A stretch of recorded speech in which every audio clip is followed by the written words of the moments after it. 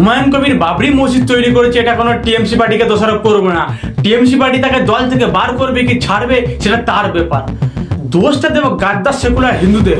যখন একটা রাম মন্দির তৈরি হয় তখন বলে সেখানে স্কুল হাসপাতাল কেন তৈরি করেনি, আর এখন বাবরি মসজিদ তৈরি করেছে। কোথায় গেল সেই সেকুলার হিন্দুদের মুখ বন্ধ কেন? সে টিএমসি করুক বা বিজেপি করুক বা সিপিএম করুক বা আরএসপি করুক বা বামফ্রন্ট করুক, দেখার দরকার নেই। কেন গাড়ি থাপ্পা পড়ে গেছে? একটা রাম মন্দির তৈরি হলে অনেক হিন্দুর গাড়ি থাপ্পা পড়ে যায়, এখন কি হলো?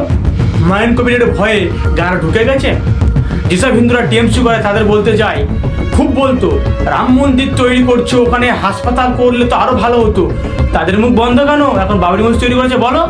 যারা বিজেপি করে তাদের বলতে চাই, বাবরি মসজিদ তৈরি করলে ওখানে বাবরি মসজিদ তৈরি করতে পারবে না। কোথায় আটকাতে পেরেছো? পারবে না, আর পারোনি। মমতা সরকার তাকে টিএমসি থেকে বার করে দিয়েছে, আজকে সে বাবরি মসজিদ তৈরি করেছে। আবার সে নিজে বলছে আমি দুবার সিটে লড়ে আর দুখানা সিটে লড়ে জিতে আবার জামাই আদর করে ওখানে ঢুকবো। তাহলে টিএমসি পার্টি তাকে পার্টি থেকে বার করে দেবে কি ঢুকাবে সেটা তাদের ব্যাপার। হাইকোর্ট নির্দেশ দিয়েছে, এখানে আমাদের কিছু করার নেই। এখানে যদি কিছু করতে হয় রাজ্য সরকার করতে পারে। তাহলে রাজ্য সরকার মমতা তাহলে আটকাতে পারলো না কেন?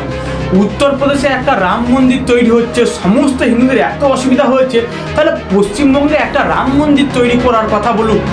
মুসলমানদের থেকে বেশি সমস্যা হবে হিন্দুদের। কিন্তু একটা বাবরি মসজিদ তৈরি করেছে, সব হিন্দুদের মুখে থাপ্পা লেগে গেছে।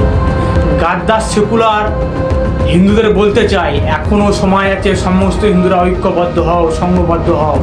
পার্টি তোমাদের ব্যক্তিগত ব্যাপার, কে কি পার্টি করবে দেখার দরকার নেই। যখন ধর্মের কথা আসবে সবার আগে এগিয়ে এসো। এই পার্টির কারণে সব হিন্দুরা আজকের বিভেদ হয়ে পড়েছে, সব বিভেদে যার মধ্যে ছড়িয়ে পড়েছে। এই ভুলটা আর করো না, কারণ সেই নেতা, যে নেতা বাবরি মসজিদ তৈরি করেছে, হুমায়ুন কবির একসময় স্টেজে দাঁড়িয়ে পড়েছিল, মুর্শিদাবাদে তোরা 30% আছিস, আমরা 70% আছি, বেশি বিয়ারা করলে কেটে ভাগীরথীর জলে ভাসিয়ে দেবো।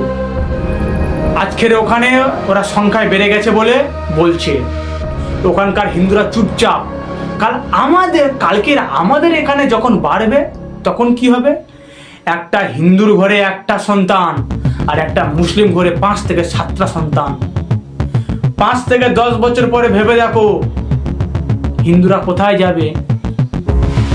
তোমরা তো সুখে বেঁচে আছো, কিন্তু যখন তোমাদের ছেলেরা নাতিপুতিরা হবে তখন তারা কোথায় যাবে? সংখ্যায় তো ওরা বেড়ে যাচ্ছে। বুঝতে শেখো, মগজে বুঝতে শেখো, এখনো সময় আছে। রাম রাম।